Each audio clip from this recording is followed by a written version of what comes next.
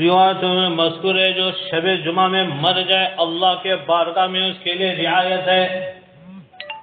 جو جمعے کے دن مر جائے اللہ کے یہاں رعایت ہے، وہ شہید مرا ہے. شب جمعہ میں ہر نبی کی دعا قبول ہوئی ہے، شب جمعہ میں ہر ولی کی دعا قبول ہوئی ہے. جس کو بھی ولایت ملی ہے شب جمعہ میں ملی ہے. سیدی سندی حضرت اقدس مفتی احمد صاحب خانپوری دامت برکاتہ عالیہ شیخ الحدیث جامعہ اسلامیہ تعلیم الدین حویل گجرات، حضرت اقدس ایک جگہ ارشاد فرماتے ہیں، ایک حدیث میں ہے ہر جمعے کے دن کثرت سے مجھ پر درود شریف پڑھا کرو. نبی علیہ الصلوۃ والسلام ارشاد فرما رہے ہیں ہر جمعے کے دن کثرت سے مجھ پر درود شریف پڑھا کرو، کیونکہ ہر جمعے کو میری امت کا درود میرے سامنے مرتبہ کے لحاظ سے اتنا زیادہ میرے نزدیک ہوگا. اور ایک حدیث میں جمعے کی نماز کے بعد جو شخص 100 مرتبہ سبحان اللہ العظیم وبحمدہ سبحان اللہ العظیم وبحمدہ 100 مرتبہ پڑھنے پر پڑھنے والے کے 1,00,000 گنا اللہ معاف فرما دیتے ہیں. اللہ اکبر، یہ بہت بڑی بشارت یہ وعدہ ہے. اور اس کے والد صاحب کے 12,000 گنا معاف کر دیتے ہیں، اس کے امی جان کے بھی 12,000 گنا معاف کر دیتے ہیں. اللہ تعالیٰ مجھے بھی اور آپ حضرات کو بھی کثرت سے درود شریف پڑھنے کی، اسی طرح شب جمعہ کو، روز جمعہ کو وصول کرنے کی ہمیں توفیق نصیب فرمائے. بزرگان محترم دوستو، دیکھیے جب آدمی نماز فجر سے فارغ ہو جاوے تو اگر اس کے لیے ممکن ہے، وقت ہے، فرصت ہے، تو نماز سے فارغ ہونے کے بعد مسجد سے باہر نکلنے کی بجائے مسجد ہی میں بیٹھ جائے. حدیث پاک میں اس کی بہت بڑی فضیلت آئی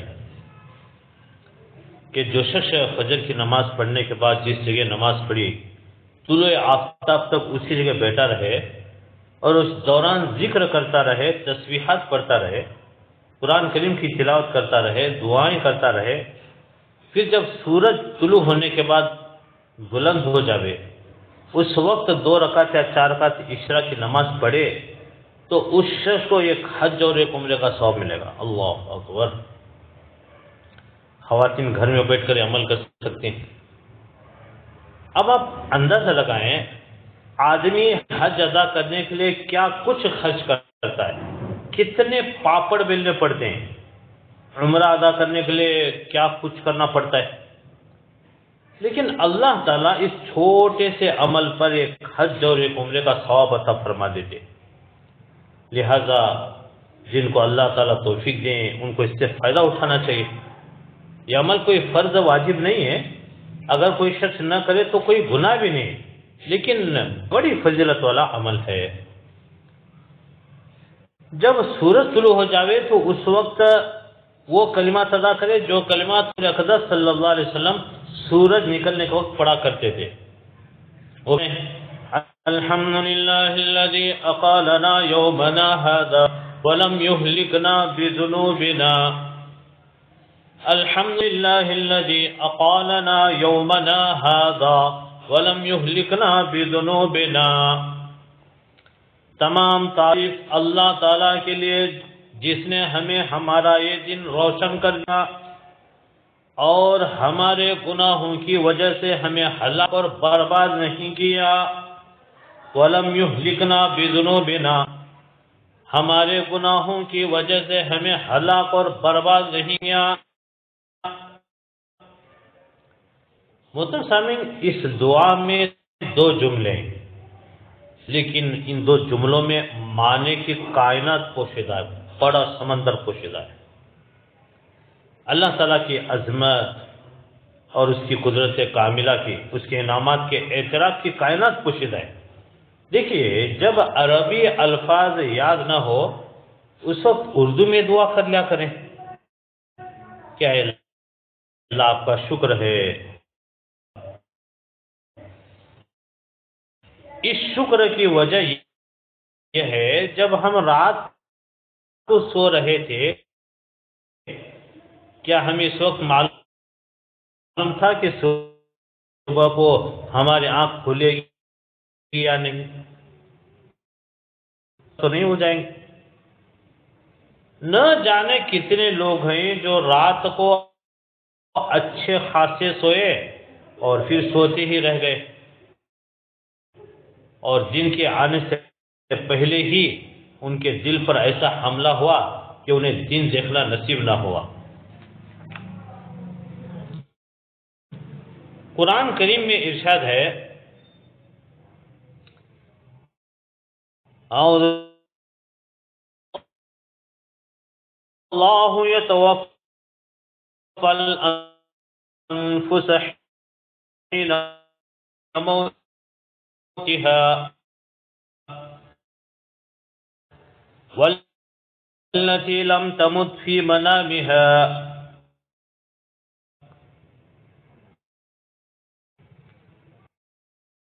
یہ سورہ زمر کی آیت ہے،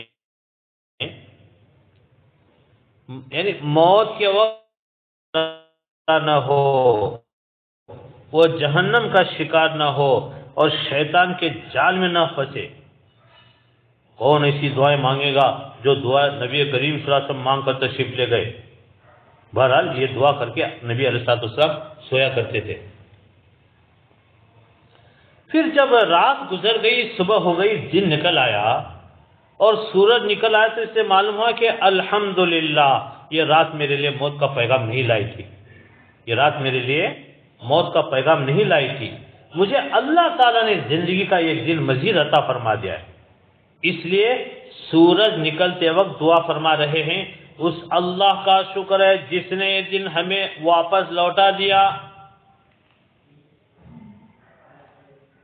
اب دیکھیے، شب جمعہ میں ہم یہاں جمع ہوئے ہیں، سن رہے ہیں اپنے اپنے گھروں میں بیٹھ کر، کوئی کسی جگہ بیٹھ کر۔ ہم میں سے کسی کو علم ہے کہ کل کا دن ہمیں ملے گا یا نہیں؟ لہذا دن کے شروع میں حضور صلی اللہ علیہ وسلم اس طرف توجہ دلا رہے ہیں، یہ دن جو تمہیں ملا ہے یہ اللہ جل شانہ کی عظیم نعمت ہے، اگر یہ دن تمہیں نہ ملتا تو تم کیا کر لیتے؟ اس لیے پہلے تو اس عظیم نعمت پر شکر ادا کرو، پھر اس دن کو صحیح مصرف میں، صحیح کاموں میں خرچ کرو، کہیں ایسا نہ ہو کہ دن غفلت میں ضائع ہو جائے۔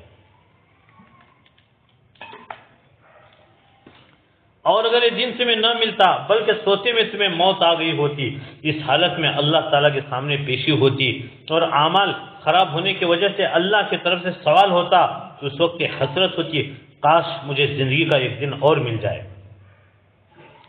تو اپنے تمام گناہوں سے توبہ کر لوں، اپنی پچھلی زندگی کی گندگی کو صاف کر لوں، اپنا حساب برابر کر لوں۔ آج اللہ تعالیٰ نے اس حسرت کے بغیر یہ دن دے دیا ہے، تو اب اس دن سے کام لیں، اس کو ان کاموں میں خرچ کریں، نتیجے میں بعد میں تمہارے لیے حسرت کا سبب نہ بنے۔ چلیے آج کا دن تو آپ کو مل گیا، لیکن اس کی کوئی گارنٹی نہیں ہے کہ اگلا دن تمہیں ملے گا یا نہیں۔ لہذا آج کے اس دن کو صحیح کاموں میں خرچ کرو۔ قرآن شریف میں ہے، محترم سامعین دھیان سے سنیں، جب آخرت میں اللہ تعالیٰ کے سامنے لوگوں کی پیش ہوگی، اس وقت ایک بندہ کہے گا لولا اخرتنی الی اجل قریب فاصدق واکن من الصالحین، یعنی اے اللہ آپ نے مجھے موت دے دی لیکن مجھے تھوڑی سی مہلت اور دے دے، پھر کے لیے مجھے دنیا میں واپس بھیج دے تو پھر آپ دیکھیں اتنا نیک بن جاؤں گا۔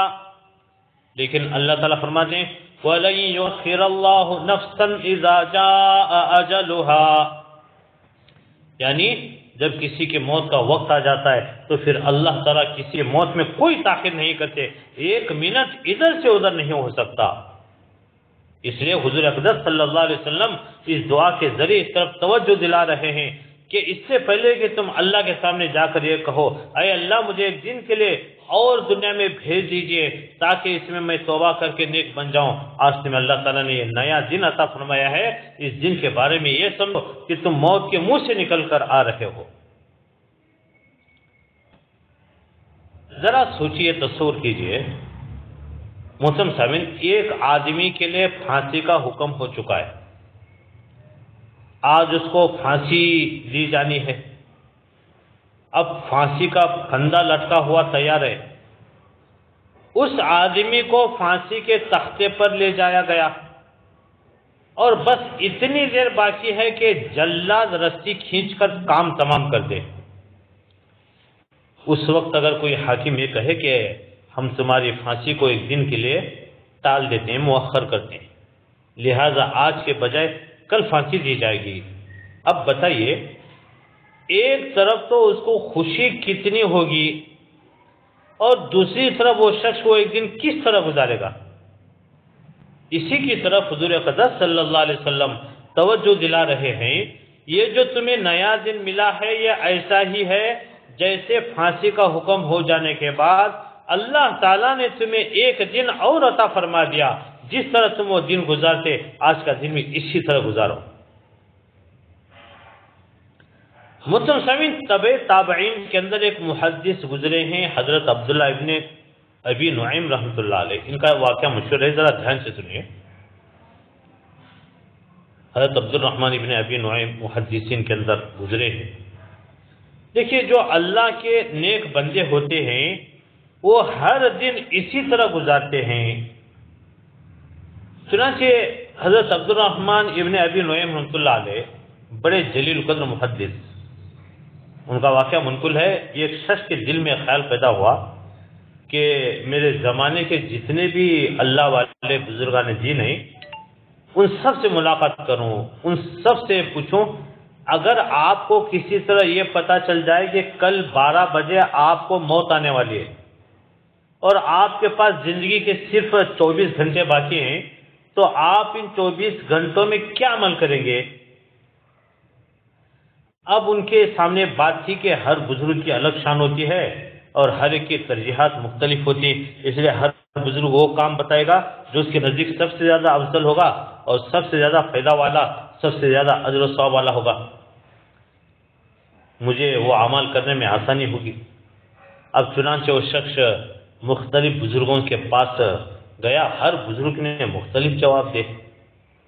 جب حضرت عبد الرحمن ابن ابی نعیم رحمۃ اللہ علیہ کے پاس وہ پہنچا، ان سے سوال کیا کہ آپ ان 24 گھنٹوں میں کیا عمل کریں گے؟ ذرا دھیان سے سنیے۔ انہوں نے جواب میں فرمایا میں وہی کام کروں گا جو آج کر رہا ہوں۔ اللہ اکبر۔ انہوں نے جواب میں فرمایا میں وہی کام کروں گا جو آج کر رہا ہوں، یعنی میں نے تو ہر دن ایسا بنایا ہوا ہے گویا کہ وہ دن میری زندگی کا آخری دن ہے، لہذا جو عمل میں کرتا ہوں اس پر کسی دوسرے عمل کا اضافہ نہیں کر سکتا۔ تو بہرحال اس دعا کے پہلے جملے میں حضور صلی اللہ علیہ وسلم دعا فرما رہے ہیں اللہ کا شکر ہے اس نے آج کا دن ہمیں واپس دے دیا۔ اس جملے میں سارے مضامین چھپے ہوئے۔ اور اس دعا کا دوسرا جملہ دھیان سے سنیے، نبی علیہ الصلوۃ والسلام ارشاد فرما رہے جو صبح دعا پڑھا کرتے تھے نبی علیہ الصلوۃ والسلام، وَلَمْ يُهْلِكْنَا بِذُنُوبِنَا، اور اللہ تعالیٰ کا شکر ہے اس نے ہمیں ہمارے گناہوں کی وجہ سے برباد نہیں کیا، ہلاک نہیں کیا۔ یہ جملہ بھی اپنے اندر معنی کے کائنات رکھتا ہے۔ اس جملے میں اس بات کا اعتراف ہے کہ ہم سے اس دنیاوی زندگی میں نہ جانے کتنے گناہ سرزد ہو رہے ہیں، وجہ سے ہم اس بات کے مستحق ہیں کہ ہم پر عذاب نازل ہو، لیکن اللہ تعالیٰ نے اپنے فضل و کرم سے ہمیں اس عذاب سے محفوظ رکھا۔ اللہ تعالیٰ کا شکر ہے اس نے ہمیں ہلاک اور برباد نہیں کیا۔ محترم سامعین، آج اگر ہم اپنی زندگی پر نگاہ ڈالیں تو یہ نظر آئے گا کہ وہ بڑے بڑے گناہ جن کی وجہ سے پچھلی امتوں میں پوری قوم تباہ برباد ہو گئی، پوری قوم کو تباہ اور برباد کر دیا گیا، تقریباً وہ سب گناہ آج ہمارے معاشرے میں پھیلے ہوئے۔ قوم عاد پر اللہ تعالیٰ نے ہوا کا عذاب نازل فرمایا، 3 دن تک اس طرح ہوا کا طوفان آیا کہ بعض دیکھنے والوں نے لکھا ہے وہ طوفانی ہوا عورتوں جانوروں کو اڑا کر لے گئی۔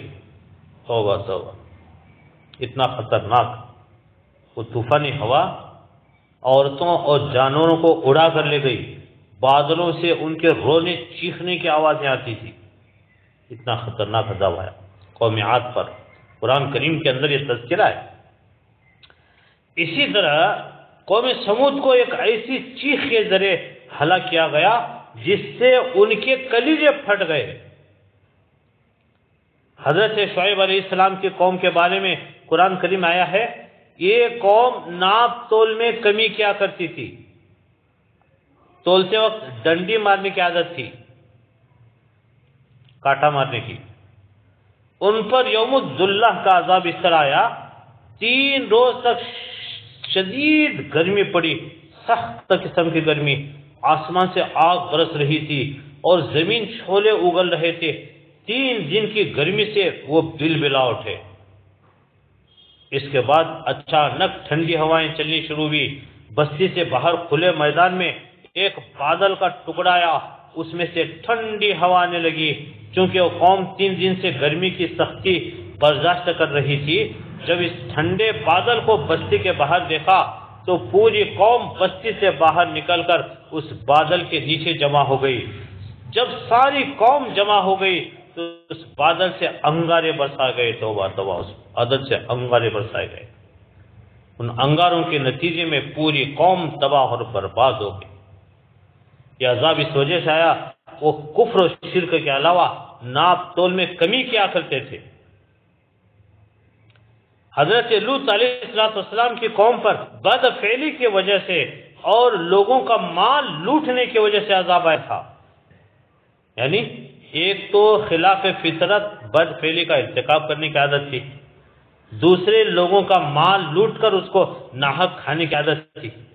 ان 2 خرابیوں کی وجہ سے ان پر پتھروں کی بارش کا عذاب آیا، پتھروں کی بارش محترم سامعین۔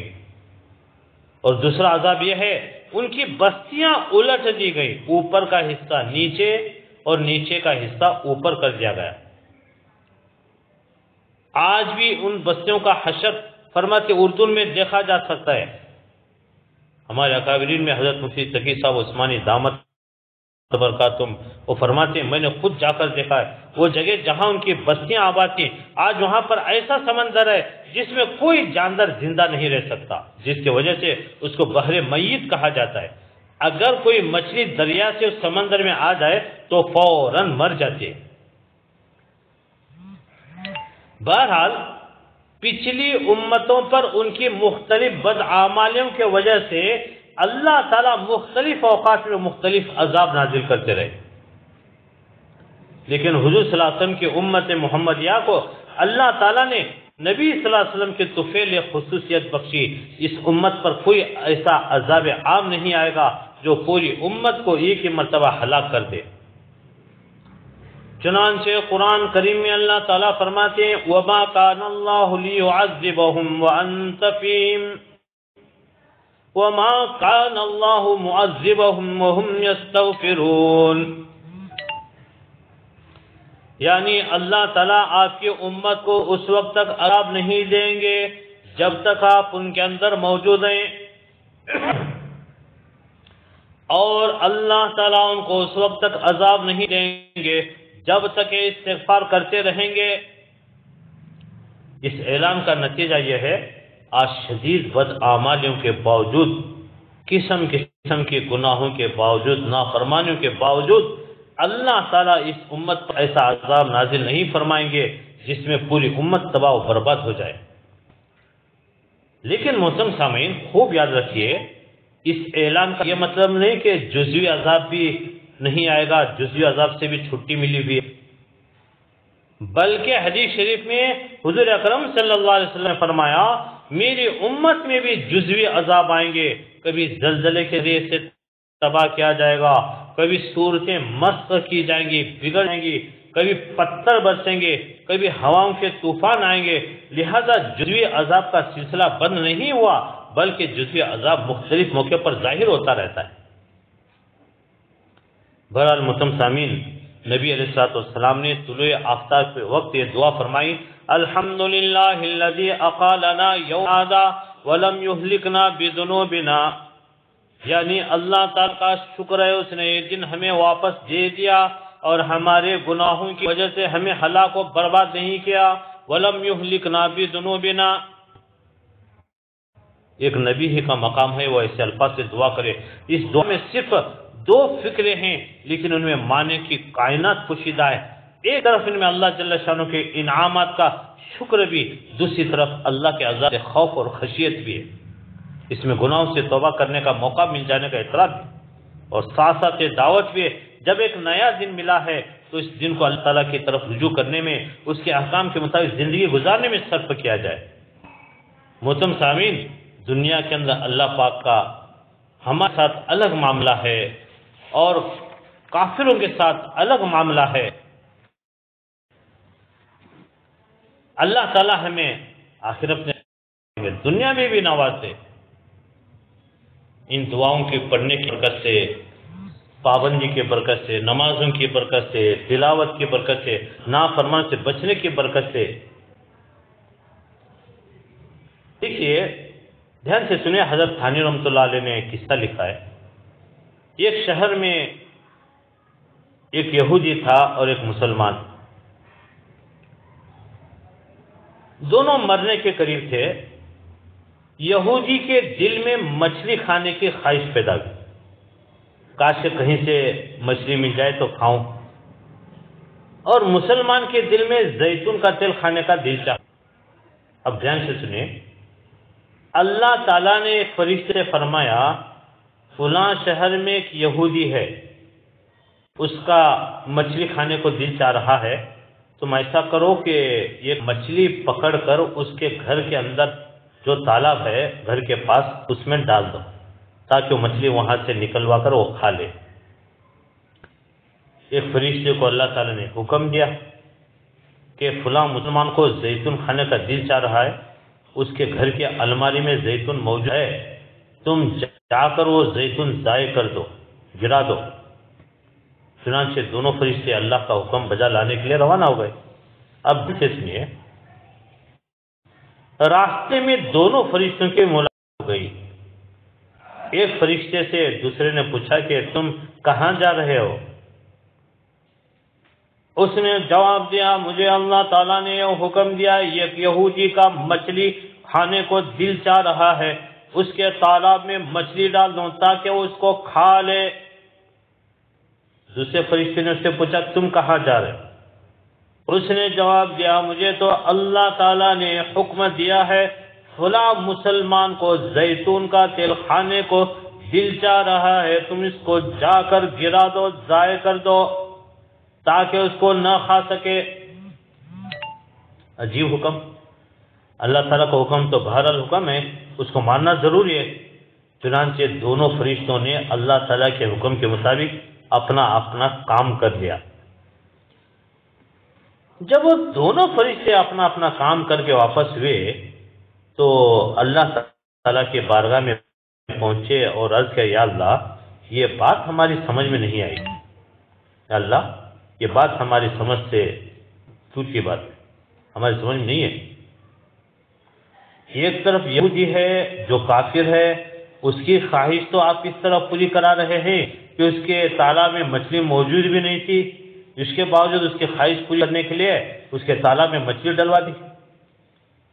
دوسری طرف مسلمان ہے، آپ کا فرما بردار ہے، آپ کو ماننے والا ہے، جس کے گھر میں زیتون کا تیل موجود تھا، اس کے باوجود آپ نے اس کے تیل کو گرا دیا، ضائع کرا دیا تاکہ اپنی خواہش پوری نہ کر سکے۔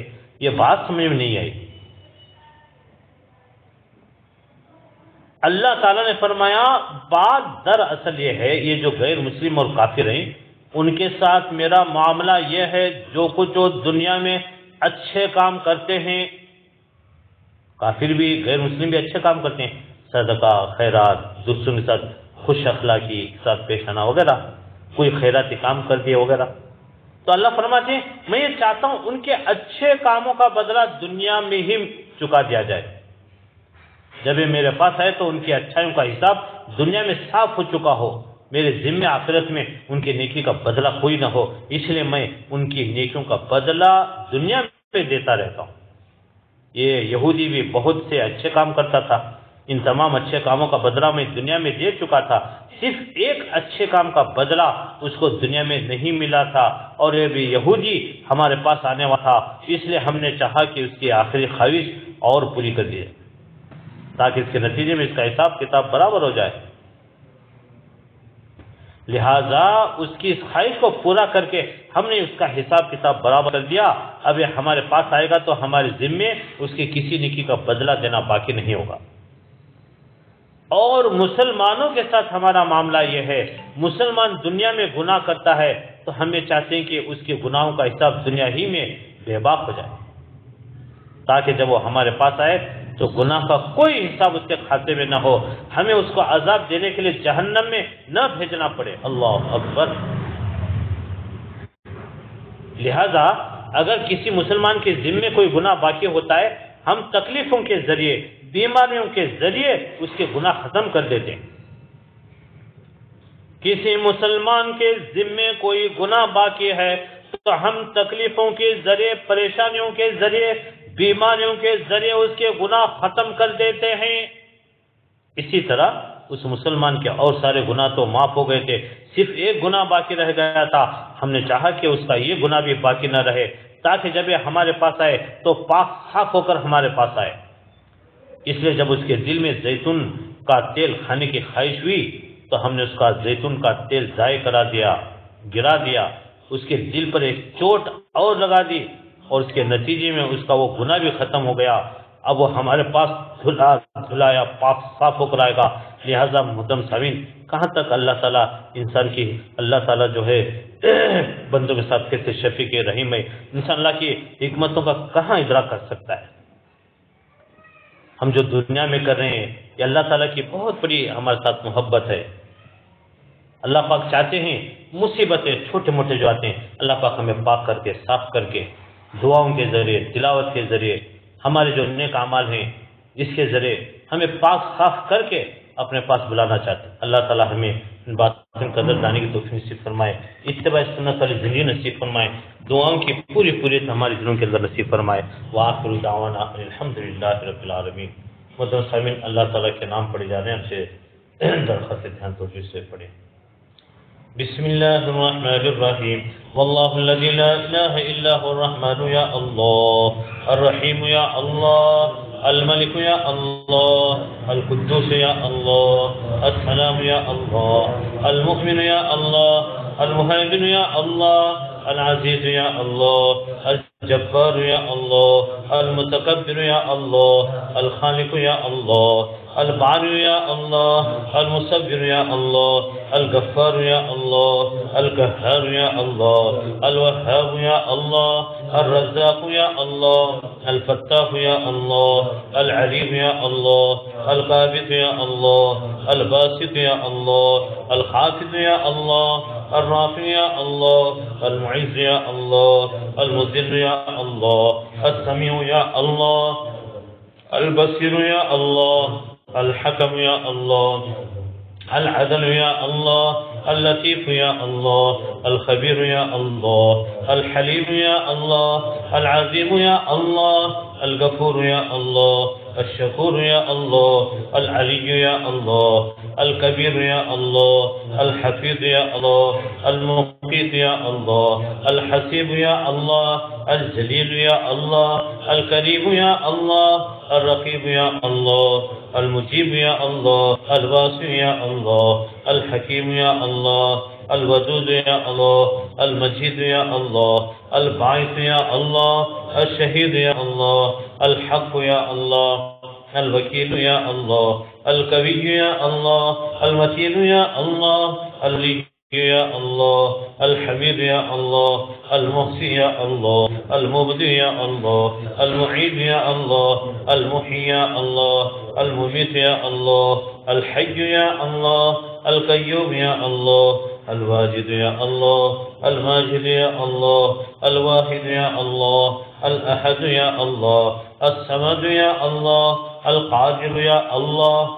المقتدر یا اللہ المقدم یا اللہ المؤخر یا اللہ الاول یا اللہ الآخر یا اللہ الظاهر يا الله، الباطن يا الله، الوالي يا الله، المتعالي يا الله، البر يا الله، التواب يا الله، المنتقم يا الله، العفو يا الله، الرؤوف يا الله، مالك الملك يا الله، ذو الجلال والإكرام يا الله، المقسط يا الله، الجامع يا الله، الغني يا الله، المغني يا الله، المانع يا الله، الضار يا الله، النافع يا الله، النور يا الله، الهادي يا الله، البديع يا الله، الباقي يا الله، الوارث يا الله، الرشيد يا الله، الصبور يا الله. مطلب سائن 3 مرتبہ سورہ اخلاص پڑھے، اس کے بعد درود شریف پڑھے دعا.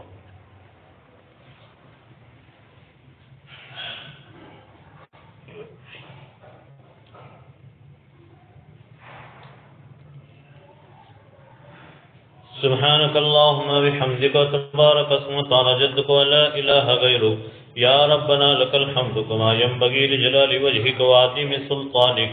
الله لا إله إلا هو الحي القيوم لا إله إلا أنت سبحانك إني كنت من الظالمين. ربنا ظلمنا أنفسنا وإن لم تغفر لنا وترحمنا لنكونن من الخاسرين. اللهم لك الحمد كله ولك الشكر كله ولك الخلق كله بيدك الخير كله وإليك الأمر كله. اللهم صل على محمد وعلى آل محمد كما صليت على إبراهيم وعلى آل إبراهيم إنك حميد مجيد. اللهم بارك على محمد وعلى آل محمد كما باركت على إبراهيم وعلى آل إبراهيم إنك حميد مجيد. اللهم مصرف القلوب صرف قلوبنا على طاعتك يا مقلب القلوب ثبت قلوبنا على دينك. اللهم ارحمنا ولا تسلط علينا بذنوبنا من لا يخاف ولا يرحمنا. اللهم نعوذ بك من السجن والقيد والصوت. اللهم نعوذ بك من جهل البلاء ودرك الشقاء وسوء القضاء وشماتة الأعداء. اللهم نعوذ بك من زوال نعمتك وتحول عافيتك وفجاءة نقمتك وجميع سخطك. اللهم اصلح عاقبتنا في الامور كلها واجرنا من خزي الدنيا وعذاب الاخره. اللهم نعوذ بك من عذاب القبر ونعوذ بك من عذاب جهنم ونعوذ بك من فتنة المسيح الدجال ونعوذ بك من فتنة المحيا والممات. اللهم نعوذ بك من ذلات الفتن ما حييتنا. اللهم نسألك من خير ما سألك منه نبيك محمد صلى الله عليه وسلم ونعوذ بك من شر ما استعاذ منه نبيك حبيبك محمد صلى الله عليه وسلم. وأنت المستعان وعليك الباب ولا حول ولا قوة إلا بالله. اللهم في أمة محمد صلى الله عليه وسلم. اللهم ارحم أمة محمد صلى الله عليه وسلم. اللهم تجاوز عن أمة محمد صلى الله عليه وسلم. يا أرحم الراحمين يا أكرم الأكرمين يا حنان يا منان يا ذا الجلال والإكرام. اے اللہ ہمارے گناہوں کو معاف فرما، ہمارے خطاؤں سے درگزر فرما، ہمارے لغزشوں سے درگزر فرما. آج تک جتنے بھی گناہ کیے ان تمام گناہوں کو معاف فرما دے، اپنے لطف و کرم سے معاف فرما دے، اپنے لطف و کرم سے معاف فرما دے. الہی ہم سب کو گناہوں سے بچنا آسان فرما دے، گناہوں کی نفرت دلوں کے اندر پیدا فرما دے. ہم سب کی پوری پوری حفاظت فرما، گناہوں سے بچنا ہمارے لیے آسان فرما دے. تیری نافرمانیوں سے ناشکریوں سے الہی پوری پوری حفاظت. ہم سب کی مغفرت فرما دے، ہمارے رکھوں بچوں کی، والدین کی، بھائی بہنوں کی، متعلقین کی، پڑوسیوں کی، کل مؤمنین مؤمنات، مسلمین مسلمات، ہر ایک فرد کی مغفرت فرما. اے اللہ رحم کا، کرم کا، عافیت کا، فضل کا معاملہ فرما. ہمیں اتباع سنت والی زندگی نصیب فرما. ہمیں نمازوں کا خصوصی اہتمام کرنے والا بنا دے. تیرا ذاکر و شاکر ہمیں بنا دے. ہمیں متقی پرہیزگار بنا دے.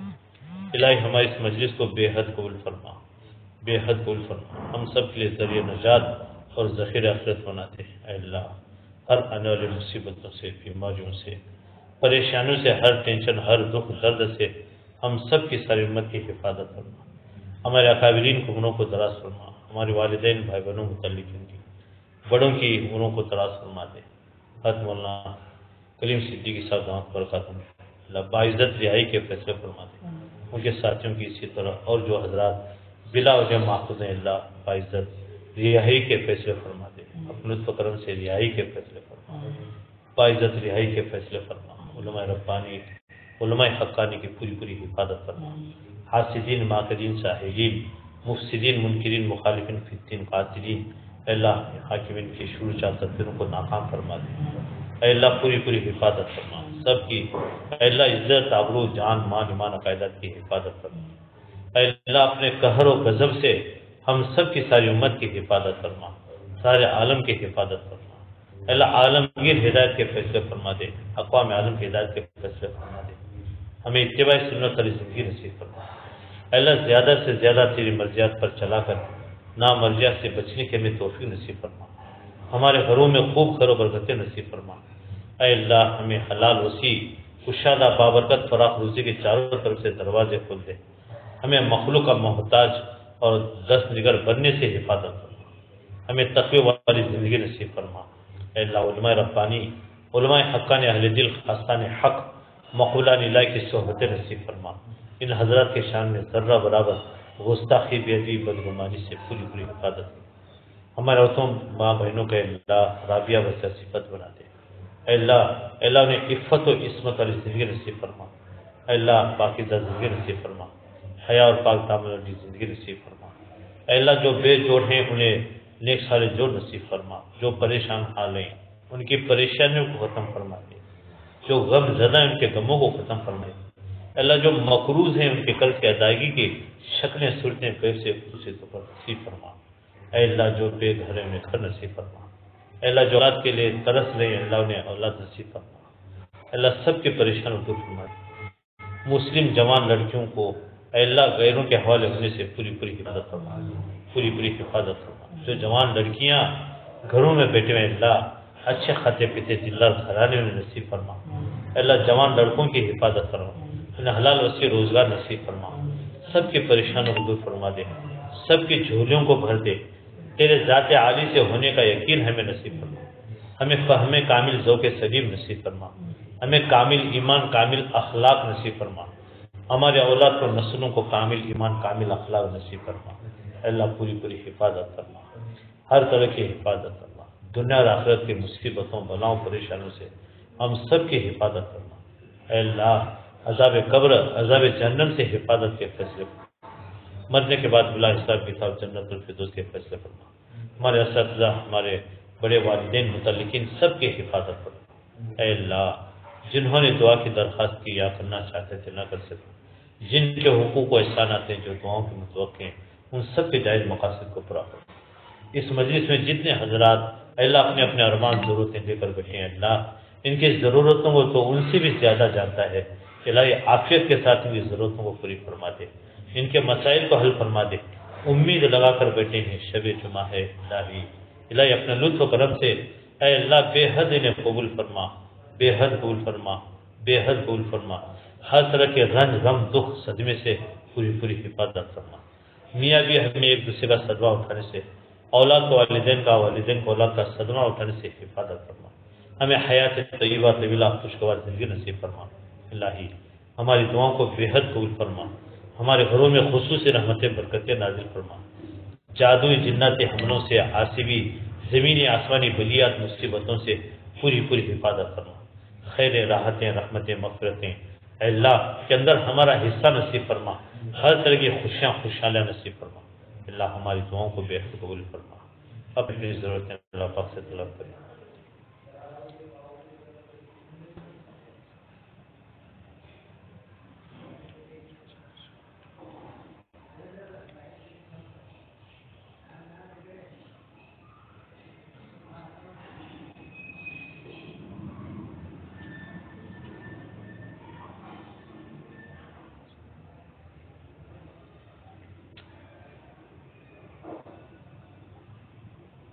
صلی اللہ محمد صلی اللہ علیہ وسلم ربنا تقبل منا انك انت السميع العليم آمین یا رب العالمین وصلی اللہ تعالی خیر خلق سیدنا محمد وآلہ وصحبہ اجمعین برحمتک یا ارحم الراحمین سبحان اللہ وبحمدہ سبحانک اللہم وبحمدک ونشهد ان لا الہ الا انت نستغفرک ونتوب الیک سبحان ربک رب العزة عما یصفون وسلام علی المرسلین الحمد